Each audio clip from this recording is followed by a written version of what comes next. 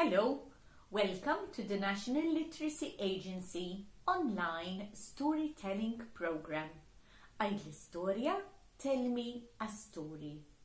Today I have an Italian folk tale for you. It has been retold by Italo Calvino. The title of this tale is Pome and Peel. So it is story time.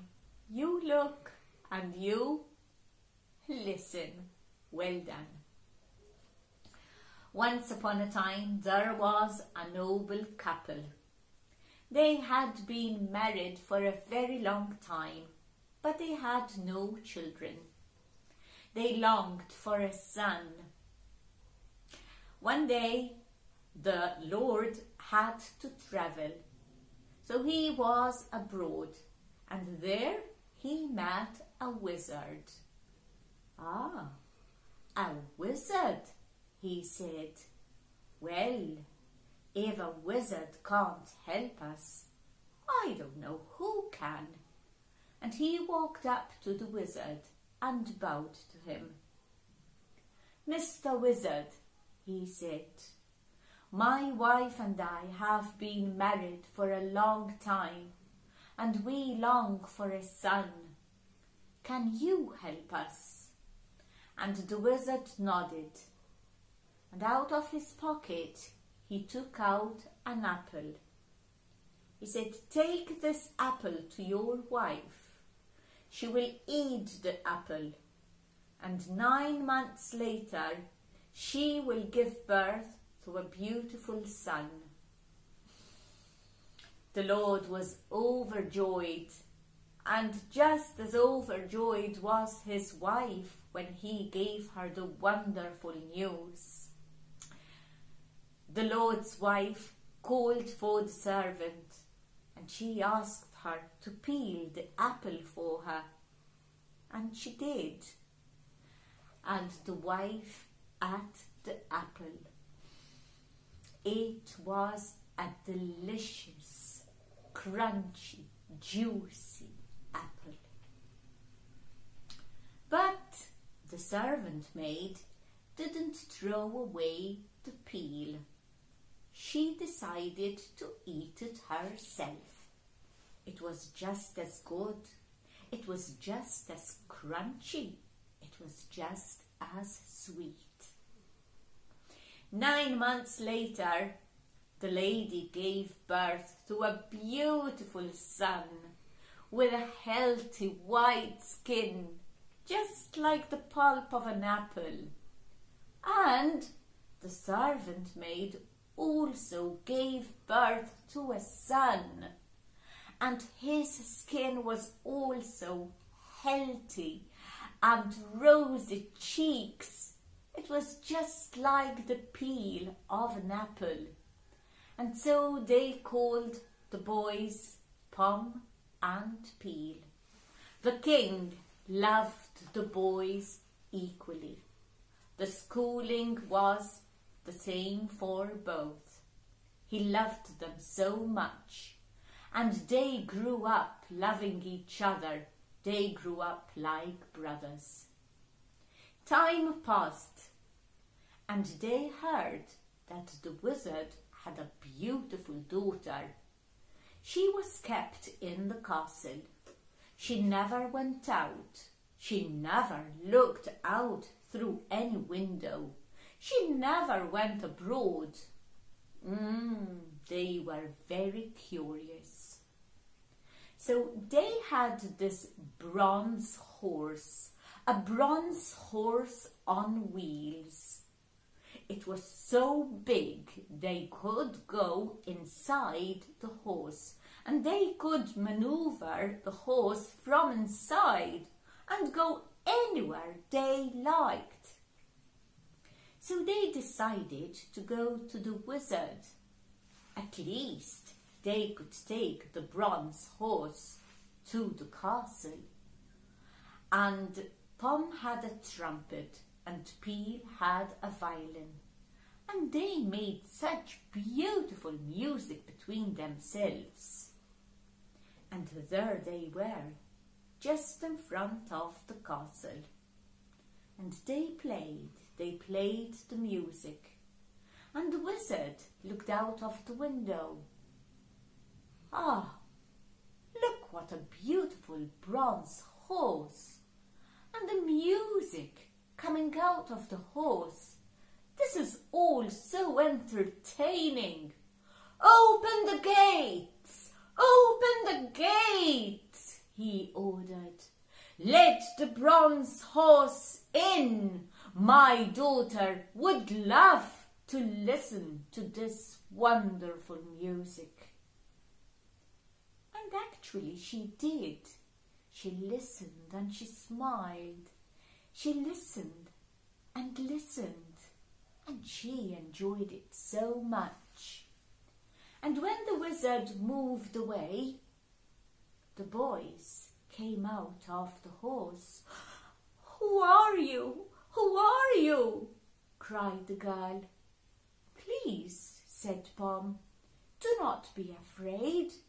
We only came here to see who you are. People outside the castle say you are a beautiful girl, and you surely are. We will go if you want us to go, but we can play some more if you like us to." And the girl was shy. And she said, "Well, you can play some more, but please stay inside your horse." And so they did.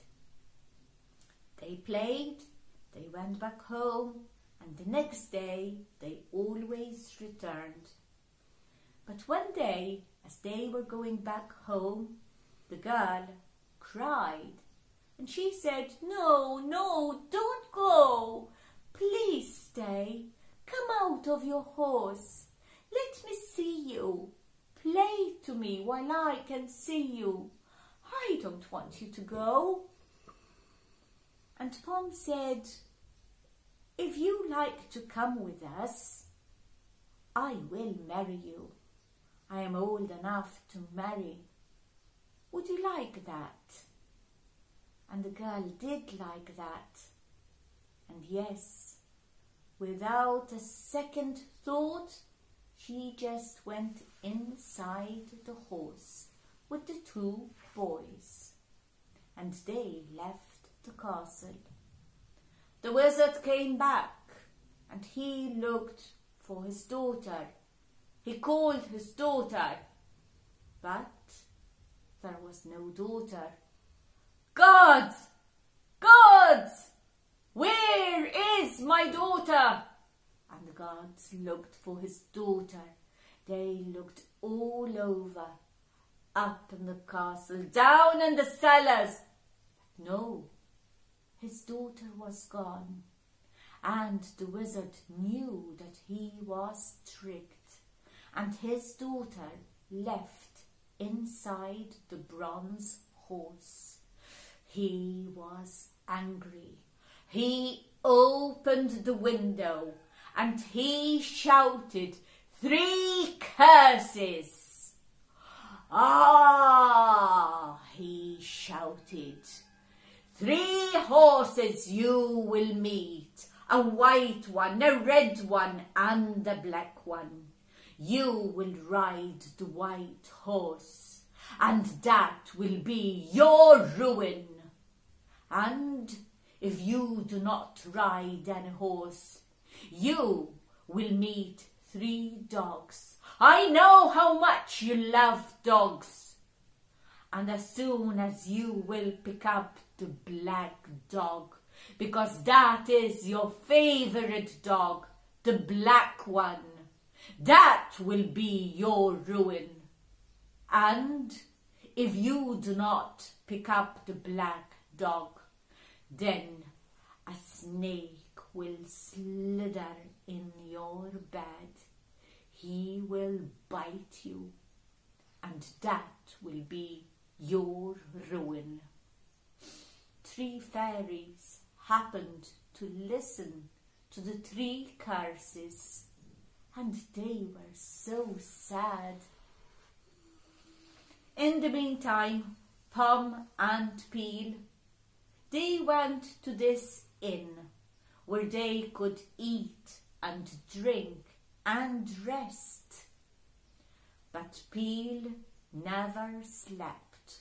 While the girl and Pome were sleeping, Peel was awake, with one eye open so he could see that nothing would happen to them. And it was then that he heard the three fairies talk. He could hear the three fairies say, "But how could he curse his own daughter? Riding a white horse, and that would be her ruin. Or picking up a black dog, and that would be her ruin. And if a horse and a dog will not bring her ruin, then a snake would slither in her bed, and that would be her ruin." How could he shout such curses?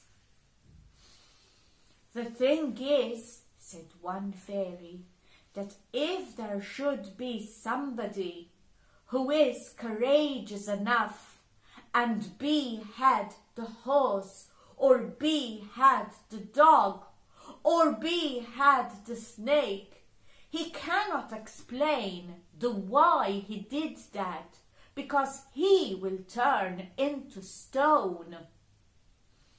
Now Peel had to be extra careful. He really had to take care of his brother and the wizard's daughter. The next day, Pome decided that they would go to the stables. Yes, I love the stables," said the girl. But Peel was very worried. And the girl, she looked at the three horses, white, red, and black. And she said, "I want the white horse saddled." And so Pome saddled the white horse. But as she was about to ride the horse, Peel took the sword and he beheaded the horse. And the girl cried, Why did you do that?" And Peel said, "I am so sorry. I cannot explain. I just did that in the spur of the moment. Please do forgive me. I don't know what happened. Please forgive me." The girl was very sad, but she did forgive him. Later that day, Pome and Peel decided to go back to the noble family, to their mum and their dad. They were so happy.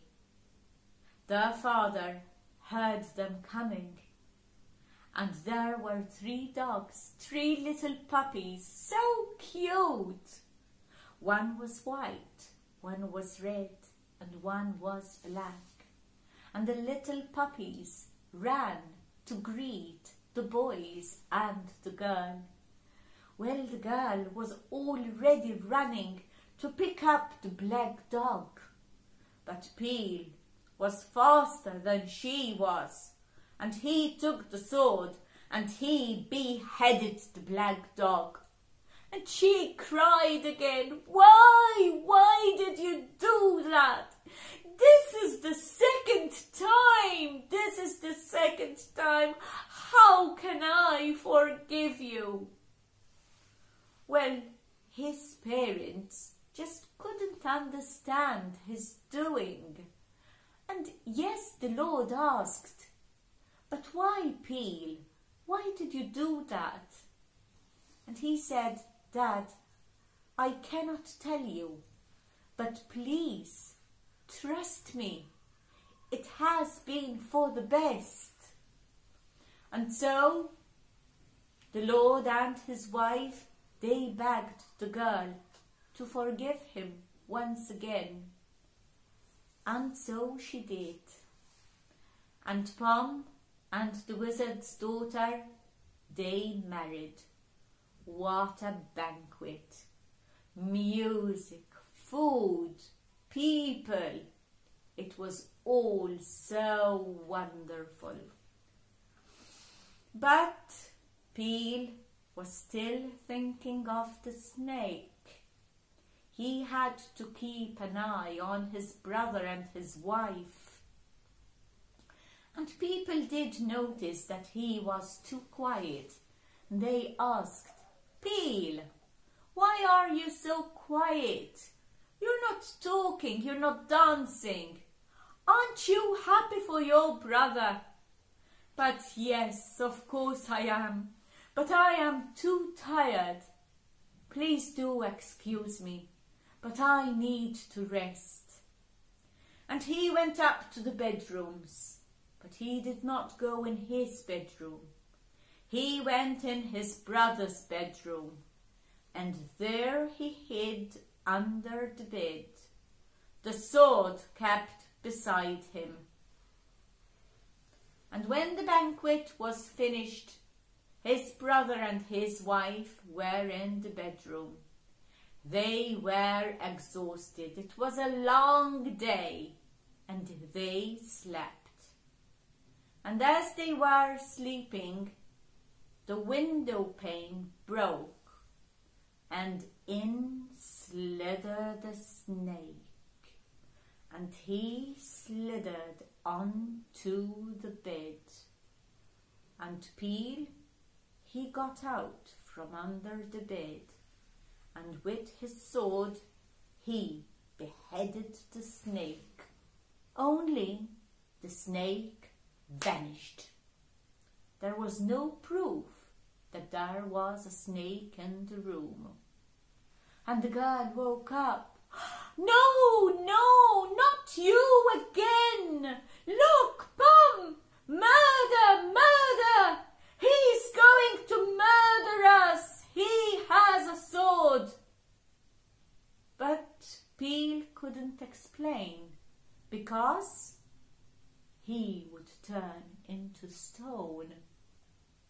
But this time the wife didn't want to forgive him, and she begged Pome that he should go to the gallows. Yes, Peel was in prison, and the time came when he was taken to the gallows. But before, he had one last wish, and he wanted to talk to his brother's wife. And she did want to listen, since it was his last wish. He said, "I am so sorry for beheading the horse, but I did that because your father put a curse on you." And as soon as he said that, his legs became marble, turned into marble. "Ah, say no more, please, say no more." But he did want to tell her more, and he told her that he beheaded the dog because the dog was going to bring her to ruin, just like the horse. And he became marble up to his neck. He could hardly talk. "Please say no more," she begged. But he told her that he couldn't explain that there was a snake, how the snake vanished. He told her that he couldn't explain what he did because he would turn into stone. And there he turned into marble. There was no more Peel, just a marble figure of Peel. How sad she was. How sad she was to know that her father had shouted 3 curses. Well, she wrote to her father and she begged him to come to the Lord's palace. He did go, for he loved his daughter. And he was very sorry that he shouted those 3 curses, and he was glad that Peel had helped her. He had a bottle, and this bottle had some solution in it. He took a brush and he brushed the marble statue with the solution inside his body, and there was Peel again. He was all Peel again, and all the people cheered. All the people who went to see him die at the gallows, they cheered because they loved him so much. He was a very, very good person.